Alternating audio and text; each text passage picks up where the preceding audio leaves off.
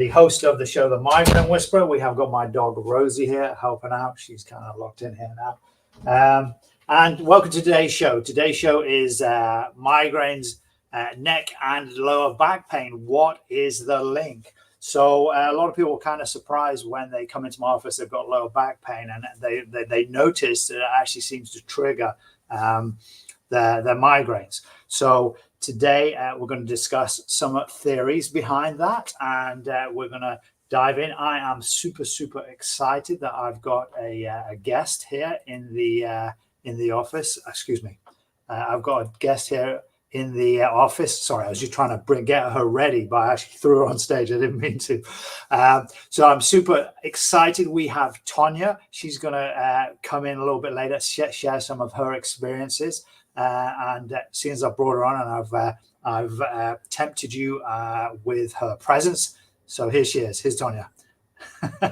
Hi, everyone. Now, Tonya is a wonderful practice member. She's been under care for a very short period of time, but she's had some results. And more importantly, she has a background in migraines that I don't have. You know, I work with people with migraines, but she can share her experience with you.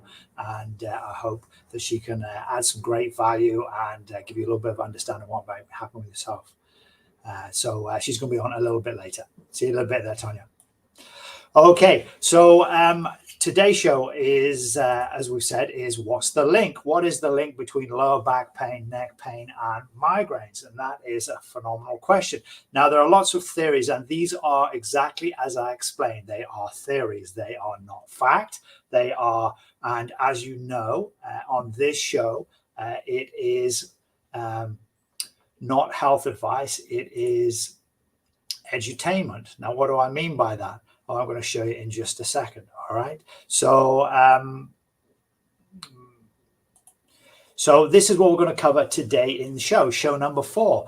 Now, on this show, what we're doing is we're giving you hands-on actions to take for, so hands-on solutions for debilitating health problems. Okay. So if that's the sort of thing you or your friends or your family would enjoy, or get some value from, then do go down below, hit the like, hit the share button. Okay, share it now on Facebook, on X, or on Twitter, or on whatever social media form that you use. Okay, and the reason I suggest sharing it is not for me and my business, because most people that will see this is not close to. They're not able to come to a local business. But the reason I suggest sharing it is because there's some valuable information that migraine sufferers, people that have suffered for decades, can get benefit from. Okay, so I'm going to cover my disclaimer in a second. I started on that. We're going to talk about the CSF system. That is the cerebrospinal fluid system. Okay, well, I'm going to talk to you about the pelvo-ocular response. Not many people have heard about this, so this is going to be new information for most people. And I'm going to talk a little bit about cervical kinesiopathology. Okay, it's one of the 6 elements of a subluxation. And a subluxation means a nerve interference, but kinesiopathology is one of them, and cervical kinesiopathology can definitely lead to migraine type conditions. Okay, so again, we're going to fire in. This is the disclaimer. Sorry, it is a little small, but it's also pretty boring to read. So what I'm going to give you in 10 seconds basically covers it. Okay.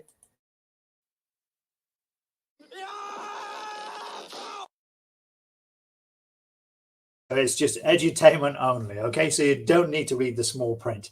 What I will mention as well, though, another disclaimer, and it is all down in the description, is that obviously any testimonials you hear today are the experience of that person. You may or may not have similar experiences. Obviously, everybody is completely different. Okay, and enough of this silliness. Let's dive straight in. We're going to talk a little bit about the cerebrospinal fluid. Now, you may come across it, or you may have heard of the CSF system. There's a couple of instances.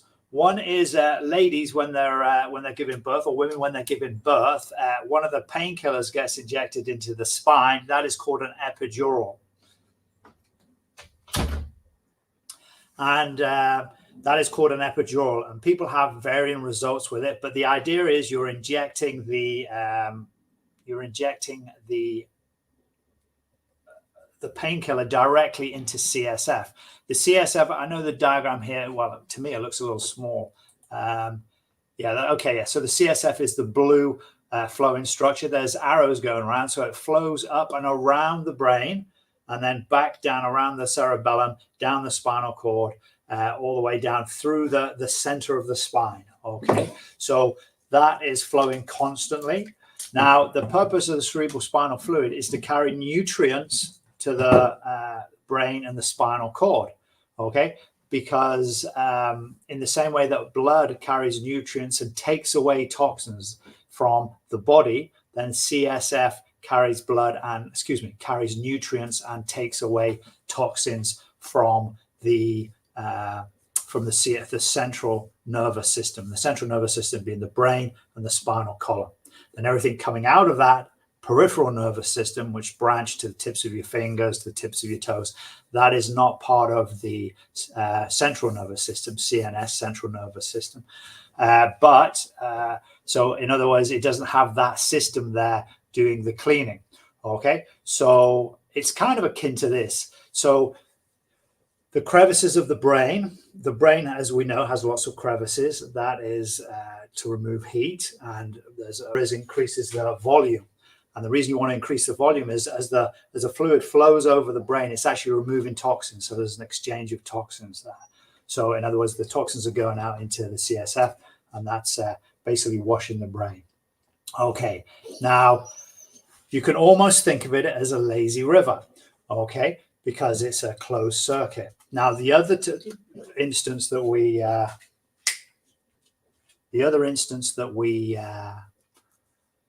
know of or hear commonly about the CSF system is when we're talking about lumbar taps.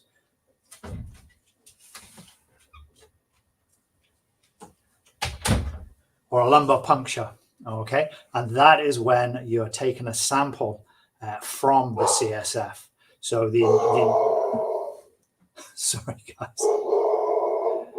So my wife is chatting to the salesman. The dogs have now seen the salesman and she's going crazy. All right.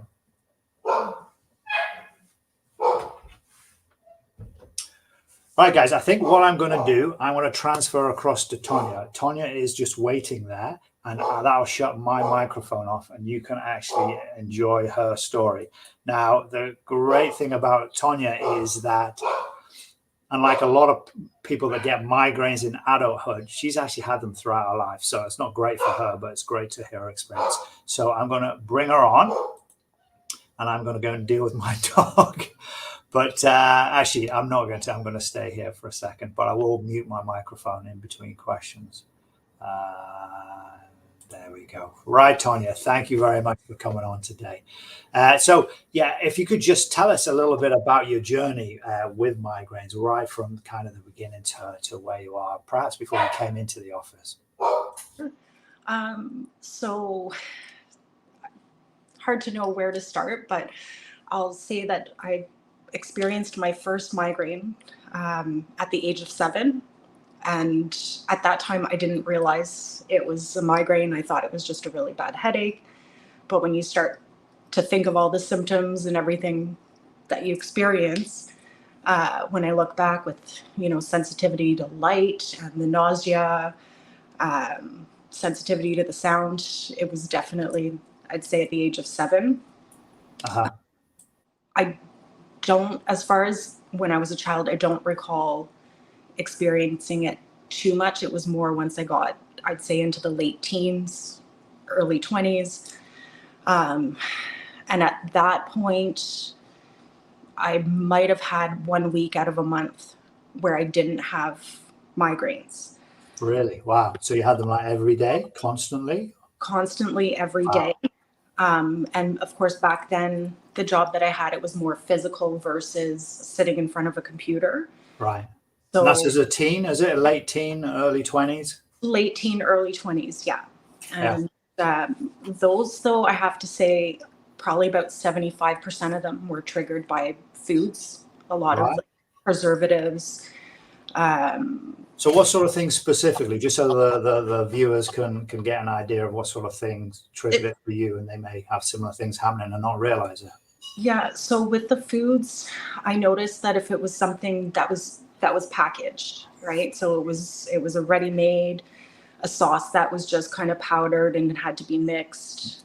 A lot of it would happen if I was eating out at a restaurant where I tried something different. And then I'd say within a few hours, it would start, I would overheat, and then I was kind of lights out for, for however many hours. Right. And you were telling me about your temperature goes up as you approach your migraine. Is that right? Your whole body gets hotter physically. Exactly. So my body gets hot, but my feet stay cold, Right.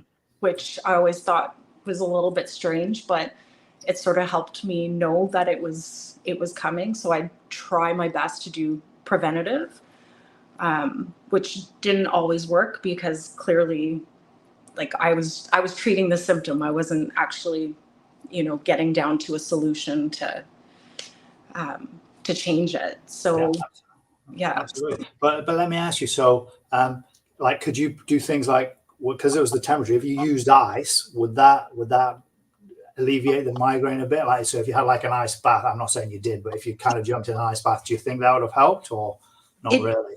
It would have, and to be honest, Dr. Craig, ice packs were my best friend. Right. So anytime I'd get hit with a migraine, like you'd try to take some medication to calm it.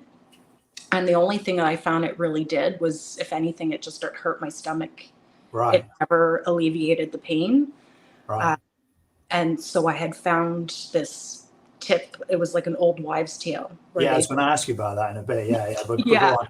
So that you would put an ice pack at the base of your neck, and you would submerge your hands and your feet into warm water for about 20 minutes. And so what I would do, instead of doing the water, I would just make sure my feet were wrapped nice and warm. Right. And I would grab an ice pack from the freezer and would always start with it at the base of my neck. And that was the thing that helped. It didn't take the pain away, but it did help me deal with it, so that I was able to just lay down, get some sleep.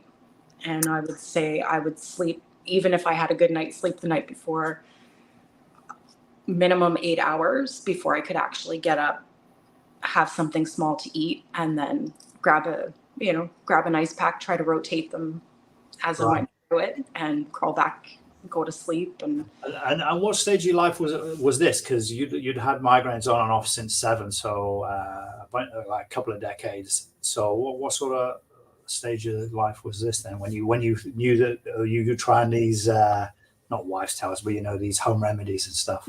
Yeah, so I would say within the last 10 years, right, is when I found it. I mean, it was just more, up until that point, I kind of accepted the pain. Yeah. And took the meds like everyone else most people do. Most people have been told to take painkillers. Yeah. So that's what you did to alleviate it. Right. Cool. Exactly. Yeah. And then, so just before you came to see us, how often were you having migraines then? So luckily they've gotten better throughout the years. Yeah. So I would say on average at least 2 per month. Right. And then it would fluctuate depending, like if it was very humid, or if there was some sort of drastic temperature drop, I would notice that right. hit with it. So one every couple of weeks. So that was when you came to us. Yeah, you have one every couple of weeks. And how long would they last? So the severe part of it would be about 24 hours, where like even blinking would be. You're out of action for 24 hours. So wow, that's really debilitating on quality of life for sure. Exactly. So yeah, it would be about 24 hours. And then the following day, I would still have a pain on the side of my head and like sensitivity to light and sound, but I was able to function.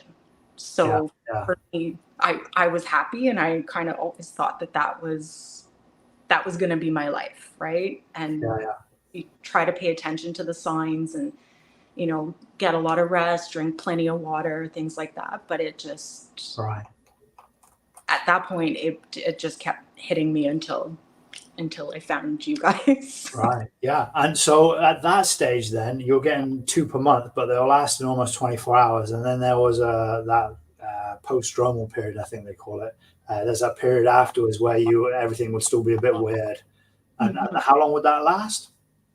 I'd say that was about another 24 hours. Right. But again, because I was able to function. It wasn't so debilitating, but it was still not right. Yeah. Exactly. Yeah. So okay, so that was 2 days out of every 2 weeks. Then basically you would lose, or would be less than optimal. Yeah. And then how are you finding things now? So you've been under care. I mean, if you want to share, you don't have to, but. Yeah. So I started with you just at the beginning of July of this year. Yeah. I did get hit with one where it was quite debilitating. And luckily I had another appointment with you the following day. So I remember going and I told you, I'm sorry I missed. I had my migraine. And I remember you kind of going up the neck and saying, oh, there it is. Yeah. And so you did do an extra adjustment, which was great. And so since that point, I'm happy to say that I haven't had the debilitating migraines. Right. I do have moments where I wake up in the morning and I feel like it's going to be a migraine day just based on past previous experience, of course. Yeah. What do you do? What do you do to it? Because that's actually important as well for people to hear. Yeah. So with those days, I get up, I grab one of my ice packs from the freezer, I put it back in, put it at the base of my neck, and I get an extra 30-45 minutes of sleep with the ice pack. And it's been good. Like I've managed to. And you get out of jail free card. Yeah? Exactly. Yeah, exactly. Good. Well, that's fantastic. That's fantastic to hear. And I look forward to that as we move forward with time. Hopefully, I trust that we're going to get better and better results as we go on. And that's really important. All those things that you do. A lot of people may be thinking, about like, what do I need to try now? Because some people may not have access to a chiropractor. So that's going to at least tide them over. Right. So if you just, I'm going to say a huge thank you to Tonya. It was all right if I just leave you just off stage for a bit. I'll finish off this next bit of the presentation. Now, I did have a video with me adjusting Tonya, which I was going to play as part of this, but I've had major technical difficulties downloading it. I do have a video. It's another person that has had migraines since they're a teen, and it's just a short video there. All right, but I'll thank you very much, Tonya, and awesome to see you, and I'll see you around. All right, take care. Thanks. Right, guys. So we're just gonna. Oh, okay. I'm gonna get myself small. Boop. Here I am, little again. So yes, back to the CSF. So the CSF is like a lazy river. Okay, it goes. It starts down at the base of the spine. I'll see if I can get. There we go. Lengthward. So this is the spine. This is the pelvis at the bottom. Okay, so there's the pelvis there to give you the context. Actually, what am I doing? What am I doing? There we go. This will be much better. All right, okay, that's much better. So we've got the pelvis at the bottom, and this is your tailbone, okay, also called the sacrum, okay, and inside the yellow things you can see, these are representations of the nerves, and then these blocks are your vertebral bones, or the spinal bones. And as we come up to the back, this little bit of the bone is the back of the skull, okay, so this is the skull. This is the skull, and the back of the skull inside that green line there, that's called the occiput, and that's the same bone there. Okay. Now the brain lives inside there. For those of you not seen inside a skull before, then this is what the inside of the skull looks like. This is the bottom of it. And this is the frame. The big hole you can see there is the foramen magnum. That's where the spinal cord goes down into the body. And then the brain sits in these fossa. These different levels are called fossa. And then this is the top of the skull, which goes on top. All right, like that. So now why am I showing you those? We're going to go into detail in the skull in another show, because there's one theory is that as the skull moves, because there are sutures, what are called sutures, which are tiny joints. like that blue suture there. It's a blue suture line. That is a tiny joint, and if there's an imbalance there, it can twist or torque the partitions within the brain. The partitions are fibrous, but they're inflexible. They're called, we talked about them last week. They are meninges, yeah. So they're the meninges that wrap around the brain. So, but there's some very fibrous and tough ones. Dura mater springs to mind. It's very tough, and when it twists, if the skull bones twist, then theoretically, then that could twist and put pressure on the segments of the brain, and perhaps reduce flow of the CSF around the lazy river. Okay, so as I was saying, so it goes up, the CSF goes up the spine, around the brain, and back down again. Now, here's the interesting thing. As you move, I'm going to talk about this in a second. As you move these three bones, 1, 2, pelvic, these are called wings, and then you've got the tailbone. So you've got the pelvic wings and the tailbone. Well, as you move, these actually move. The joints move as well. So as one wing goes up, the other one goes down, and then vice versa. And the tailbone in the middle does a figure of 8, and it also rocks forward and backwards. Now, the reason I'm mentioning this to you is this is called the sacral pump. So down at the sacrum, we have the sacral pump. So as that pumps, that's actually one of the mechanisms that pump CSF around the brain.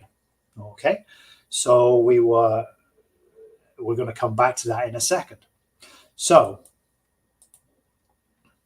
if we've got a lazy river flowing around the brain, cleaning it, as we mentioned earlier, and adding nutrition. Now, if we have a log jam, which is reducing the speed of flow of the lazy river, well, guess what? Anything that's uphill of the log jam is not going to get as much fluid. So there's not going to be as much cleaning going on. Okay, there's not be as much nutrition going on in that area. And there are several areas that there could be possible log jams. Okay, we've already talked about the meninges. If there's a twist there, perhaps that reduces flow of CSF around the brain. And you will have heard me talk on many occasions that one of the areas that theoretically, and I'm pretty certain that you get one of the major log jams is a C1, C2 occiput, that complex. C1 being the atlas bone, C2 being the axis, which has a pin on it. There it is. There's the pin. The atlas bone is a ring. It's a complete ring that spins around there. And then the occiput that sits on the top, and then the spinal cord communicates down into there. Now, if there is an imbalance there for a variety of reasons, then that can start to restrict and start to cause more and more of a log jam in this area here, okay, which reduces the signals going down into the body. Okay, guys, I can hear my dog is on the move again, so I'll get you the meaty stuff before we finish. Right, okay, so that is the log jam. Now, okay, so I'm going to go back to what we talked about a little bit earlier, and that is the pelvo-ocular response. So what on earth is that? Now, this is a neurological response. So this is a nerve system controlled response that happens in the body. Now, what happens is, as we're here, our head comes forward, and you guys can try this. If you want to stand up, okay, if you stand up and basically face the screen, I'm going to show you from the side so you can see what's going on. If I push my head forward, my eyes go forward. That's the ocular response. Now, as I do that, naturally, you can't quite see it, but let's move the camera so you can. So naturally, as I push my head forward, my hips go forward, okay? They actually turn into this C shape. So instead of being this like upright S-shaped spine, as my head goes forward, my hips tip forward, okay? So as you can see, and you guys can try that, try it at home. So basically, if you push your head forward, you'll feel, in fact, try this, push your head forward and try and push your butt backwards. It's kind of impossible, but very natural that when your head goes forward, you go into couch position. Yeah, this is what I'm like on the couch. my head goes forward, and my pelvis, I turn into this awful C, yeah, when we're meant to be this upright kind of S shape. But the other thing, it works in the opposite direction. So if you're standing nice and upright and you push your hips forward, you kind of rotate them forward. Again, I'll show you, I'll drop this camera down. So as you rotate your hips forward, your head goes forward as well. Now, why is that significant? If you've had some sort of trauma in the pelvis, it could be trips or falls. It could be just climbing out of the car. Obviously, ladies, women that are pregnant, they push a baby out through there. So there's a lot of trauma there. And what it can do is it can start to interfere with the motion of the joint, okay? Because as I said earlier, there is a motion there. For those of you guys that didn't see earlier, that weren't here earlier, just joined the stream now, welcome, welcome, come on in. Make a comment, throw a comment up there. That'd be good to hear from you. Just say hi. And yeah, so come leave a comment, and if you're visiting the stream afterwards, then do go down below on the replay and leave a comment down below. I circle back if you have any ideas or comments or things I could do better, if like the microphone's off, if the sound's off, or if you've got a question specific about anything to do with the human body, but specifically migraines for this show, then I'll definitely bring it back around again. So if you've had a trauma in this area now, and then the sacrum isn't moving as it should do, then that is going to play havoc with the movement of the CSF around the spine and around the brain. If you compound that with other interferences in the spine, so other areas where the spine isn't quite as balanced as it should do, and perhaps there's pressure on the nerves there. If there's pressure on the nerves, then there's more likely pressure on the CSF system as well. And then you get up to the top where you have this very mobile axis bone, which, you know, for some people, I've had some hockey players that were actually hit on that spot exactly with a hockey stick. But also whiplash is going to cause also havoc there. And we sit on the computer all day long. And then just general people with bad posture, bad habits, the head comes forward and now gravity goes behind the spine. So this pelvic-ocular response is accelerated and amplified, okay? So what we want is to get nice and upright. And for you guys that have watched a few of our shows, you'll see I've got some stretches and moves, and we're going to do some more as well. We've got some more coming up. I don't want to do it this one because I don't want this to be too long. I want to honor your time, and I like to keep it about 35, 40 minutes. Okay, so that's the pelvic-ocular response. So in other words, if you have an imbalance in the pelvis, which could even come from a knee problem. If you've got a knee problem, that comes all the way up the chain, the kinetic chain. The next level is the pelvis. But let's imagine there's been a twist, a fall on the ice, or trip, something like that. Then that is going to play havoc there. That is going to bring your head forward. Now, why could that be linked with migraines? Theoretically, as your head comes forward, the space that the atlas has to move at the back now reduces, because as your head comes forward, you cannot push your head forward. In fact, you can try this. If you pull your neck back and look up, you get like 50 or 60 degrees, okay? But if you push your head forward and then try and look up, you get about 20 or 30 degrees. So in other words, if that pelvic-ocular response is pushing your head forward, you've got very, very limited space here between the occiput, the C1 and C2. So that's going to cause more pressure down on the CSF flow, on your lazy river. Okay. Now, my job as a chiropractor is not to cure your migraines. Okay. Although we do have really great results, as you've heard. My job is to remove imbalance, primarily here, the whole of the spine. But I always, every single human being that comes in to see me, I always make sure that the C1 is balanced right at the end.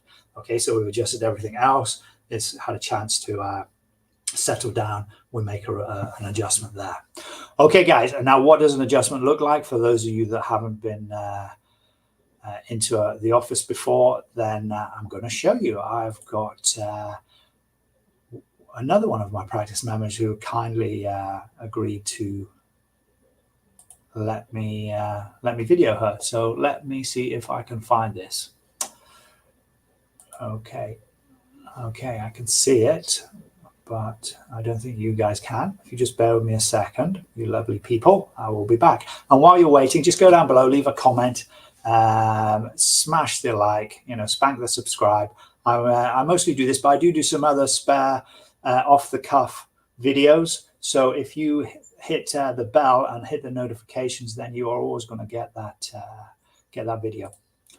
Right, window. Okay, here we are. We are almost going.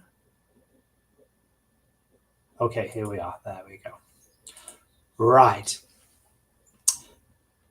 Now, this is Ella. Ella has suffered with migraines since she was 12, I think it was. She does tell a story, and I'll do the story in full. We are going to have in a few weeks' time, 3 weeks' time, I think, or 2 weeks' time, we're going to do teenagers with migraines. Okay, so we're going to have a teenagers with migraines show. So come along to that. I think we're going to have 3 young ladies that had a bunch of issues. Right. Okay.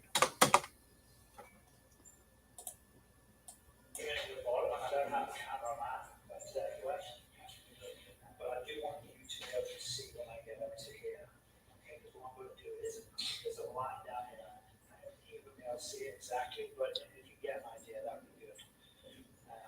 There's a line down there I want you to see. Right, it seems to be blank on the screen. If anyone's out there, or for those of you out there, if you could leave a little comment. Can you see anything at the moment, or is it black? I'm trying to play a video. It's playing on the other side.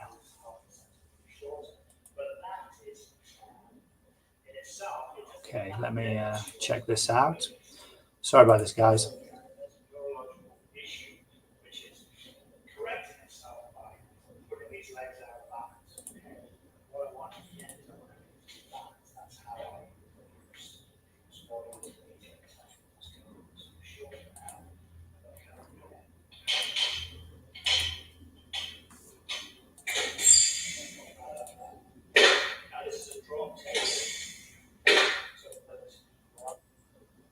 Okay, guys, I think you can hear me still.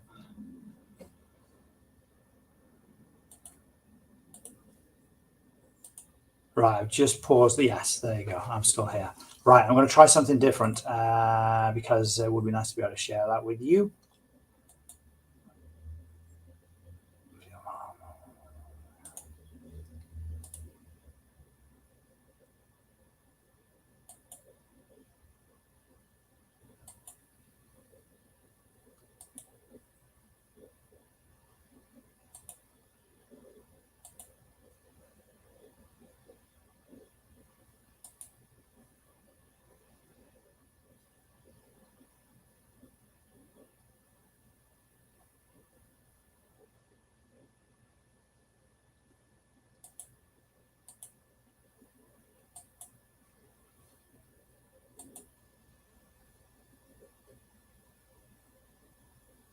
Okay, I think this is going to work. I'm showing the entire world. Yes, we're in. Oh, Hello, it goes on hi, forever. this is Dr. Craig, and I'm Okay. here with Ella. Ella is awesome. She's here for the. You'll be coming on our. Sorry, guys, we are going to fast forward because I don't want you, like I say, I want to honor your time. So we'll get to the adjustment bit. See exactly, but if you get an idea, that would be good. There's a line down there I want you to see for a reason. Okay. So I start back at the legs. Now, a lot of you will have heard, if you go see a physio or a chiropractor, they say one leg is shorter than the other. And indeed there is. In this case, Ella's right leg is half a centimetre shorter. But that isn't, in itself, it doesn't mean that the leg is short. What it means is in the pelvic area, there's a neurological issue which is correcting itself by putting these legs out of balance, okay? And what I want at the end is I want everything to be balanced. That's how I use people's body as a meter to tell me what's going on. So short of that, I'm going to come in here. I'm going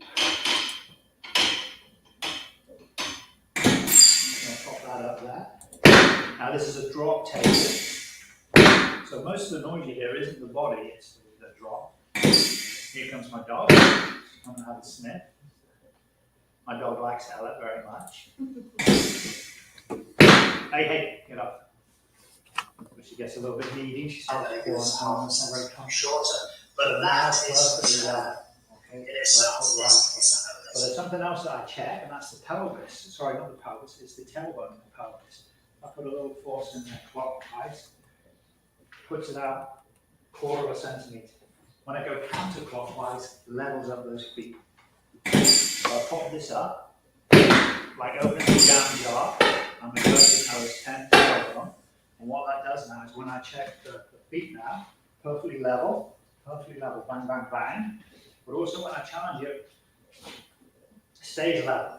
So as before I would do that, and it would go from level to not level. Now it stays level. So that tells me that she's clear here. The neurological imbalance here has been corrected for the moment. But of course, we go and live life. We go and play hockey. We go and coach hockey. Chase around the young folk that are playing hockey, and then we get subluxation, which is why it's a good idea to go back and get corrected. Little clicking sound there, you guys wouldn't have heard it because of the table, but you felt it, didn't you? Mm-hmm. Yeah. And again, it's not really about the click, it's about making sure we made the connection. You guys might have heard that.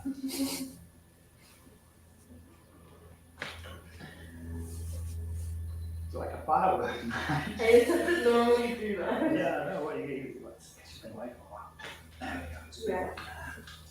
So that was T2, that's right at the top of the neck. But Ella, she has a lot of stress across her neck here. It may have been like computer work, a hockey injury back in the past, and the head comes forward, and that's where she gets a lot of tension build-up. Mm-hmm. This is called a thumb spinous adjustment. Turn your head this way. So this is just using the thumb, pushing in the spine, looking straight down. That makes a beautiful little correction. That takes pressure off. And you know, when you've been on a computer for a long time and this is getting really sore, even after just a couple of hours, that's really going to help. So now she can go on the computer for a lot longer. And we have a play. What game are you on at the moment? It's actually called Little to the Left. It's called Little to the Left. Yeah.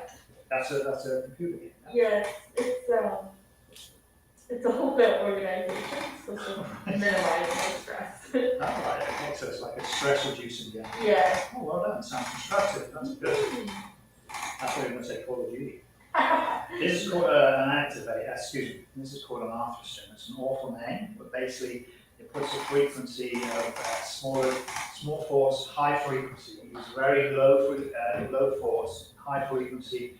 Makes a big change. The nerve system really loves it, and people seem to really enjoy it. Okay, just turn on to your back. Nice job. Okay, now because you have so much going on in her mid-back, I am going to do an AP adjustment. So I'm adjusting her mid-back again, but from the front, which is kind of weird. I use a little kick, and what it does is it seems to put a little force into the body. I don't have to bang down. I just use a very quick sharp thrust with my leg, and it seems to make the adjustment. Now. Okay. Here we go. What's this? Okay. Almost there. So I check the shoulders, and Ella's case are pretty good, which is surprising. Now this is what I wanted you to be able to see, and you can't see it too clearly, but that's actually pretty level there. Let's see if I can get this lined up. I am going to set this up with a laser so you guys can see this a lot more accurate. I just didn't have time today. Get the dog out of the way. Come on. Come on.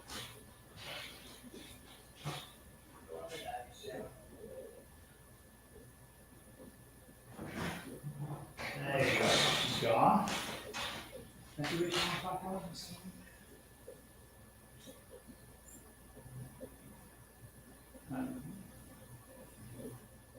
Okay. Can you strain your fingers? Put your fingers on the strain. Okay. Okay, that might be a little bit better. Okay. So in Ella's case, there's not a huge difference there, but if I put a little impulse into her atlas, yeah, looking at the fingers here. So this one, this hand here, my right one closest to the camera, is actually an inch shorter than the left. Okay. Now I've tested Ella in the past how we need to adjust that. That's tiny bone, so it doesn't need a lot of force, but also you put all that impulse in, it changes the neurology. So in this case, you've gone from an inch difference on this right hand to the level. Now you guys can't really see that. Maybe I should have showed you that before. But what I will do in the future, I'm going to get set up with a laser so you guys can actually see a lot more accurately. I go the other side, and that goes out. I'm going the right anterior counterclockwise, so that's a direction I want to adjust that. And back to right posterior counterclockwise in there. And if you guys can see, but if I put a line across the top, my thumbs are bang on. Now here's the interesting thing. The arms are at the level there, but if I press the opposite direction, when I check the arms, they're going to be out. And indeed, this one is now half an inch shorter. Okay? When I go back, and usually I have a one-shot activator, but I'm going to use this one on one shot. Okay. And I do tiny, tiny pause. When I put it into the neck, I do the counterclockwise, I pull the trigger, makes one real tiny pause. Then we come back now, Ella's beautifully balanced. I press on the opposite side to try and put it out of balance, but the cool thing is now it stays in balance. So a little bit like the tailbone earlier. So now she is beautifully adjusted, everything's fine, she can go play hockey and come and see me next week to get tuned up again. She'll be all right. All right, hope you enjoy that, guys. Dr. Craig and Ella, out.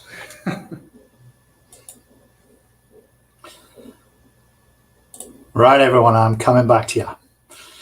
So how can we stop screen?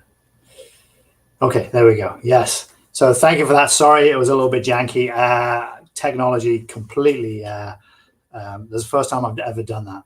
I had another way set up, but there you go. So that was Ella. She's all adjusted there, and so we talked about the CSF system. We talked about pelvic-ocular response. So that's how the pelvis can affect your migraines. And then the last one is so-called kinesiopathology. Kinesiopathology, fancy word. It just means not moving properly. So aberrant motion, so diseased motion, if you like. So in other words, the neck isn't moving properly. And as we already said, as we move our spines, not only is it good for us, it pumps up the discs. We might have heard me talking about that. It's called imbibition. The discs actually get inflated as you move because they have no blood supply. Well, guess what? As you're moving, you're also pumping and putting pressure on the CSF system to get it going, flowing in the right direction. Okay, so if you lose motion here, you're not pumping that CSF around the brain quite as much. But also, what I've found, especially with people with migraines, it doesn't matter what variety, the top 2 or 3 bones, if they're out of balance, then that really does restrict flow. Well, I don't know that it restricts flow, but it really does seem to cause these issues. And my theory, which is purely a theory, there is no evidence behind it, apart from the fact that I adjust people and they seem to recover from migraines, is that the C1, C2 occiput, that complex, when it's out of balance, restricts CSF flow around the brain. There actually has been studies done, preliminary studies done about 5, actually a little bit more than that, about 8 years ago, which I did see, but I do want to get hold of them before I start quoting anything as being, studied before. Okay, so there we go, cervical kinesiopathology. Welcome to those of you that have joined us. We are just about to wind up, but do watch the replay. If you want to watch it at speed, I don't recommend going at any more than 1.5 times because I sound like Alvin and the Chipmunks. But if you want to re-listen to it quickly, probably 1.25, 1.5 is good. And if you like to put a comment down below, boop the like, spank the subscribe, ding the notification bell to all. And then when I drop any additional information or any additional things that come up, because I do adjust, and I sometimes have some great adjustments, I do like to post them on the channel just so you can see proper adjustment. Okay, and you can see how we can actually balance the nerve system. Right, everybody, have a fantastic Tuesday. Do go down onto the channel and click for the next one, which is already set up. The next show, which is auras. Can we do anything about it? Migraine aura. What is it? What can we do to reduce it? Oh, actually, is Tonya there? Tonya, you still there?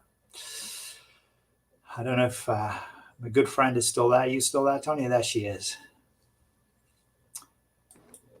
Right. So next week's show is on auras. Now, what was your experience? I didn't actually ask you that because I know everyone's experience is different. Mm-hmm. So the auras, I didn't get them often, but as far as migraines go, might have been, I could say, my favorite type. Right. So what would happen with me is I would kind of lose my peripheral vision. So I call it tunnel vision. I could only see head on. That would last for anywhere from like 10 minutes to 30 minutes. And then once my vision would kind of open up again, it would just be this pain behind the eye. Right. So it's a more mild pain than the regular migraines that you get. Yeah. Exactly. Just kind of a nuisance. Nothing would help it aside from, kind of keeping my eyes closed or relaxed. And I actually is one little thing as well that I use for any type of migraine or just to relax is I have a very nifty eye massager that was given to me as a birthday present a couple of years ago. Uh-huh. And you can get them on Amazon, and they basically, it looks like a virtual reality goggle set. Oh yeah. And it does like a shiatsu massage, and you can put heat on as well if you want, or just leave it with the shiatsu. So it massages the temples, over the lids, around under the eyes, like the sinuses. And it would do that for about 20 minutes, and that would help relax any of the tensions. But for the auras, that was more, it was just tunnel vision for a little bit. Right.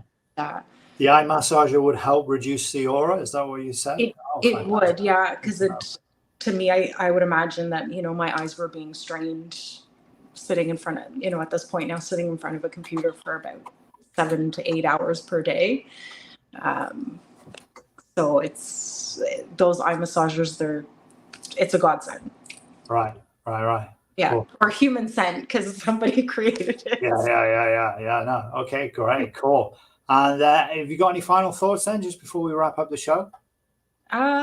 Just thank you for doing these shows and for all so that you. What would you say to someone that's had migraines like you for decades? I would recommend, to be honest, I would highly recommend getting an assessment done with a chiropractor. Yeah. Because cool.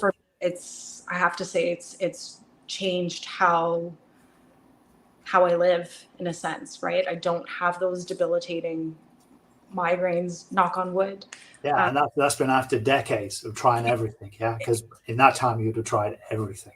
Exactly, and the doctors, medical doctors, all they do is they just give you a piece of paper with a prescription and say, here you go, and wonder what's wrong with you if you don't want to take pills. So, right. To have somebody even just go up the neck and say, oh, there it is.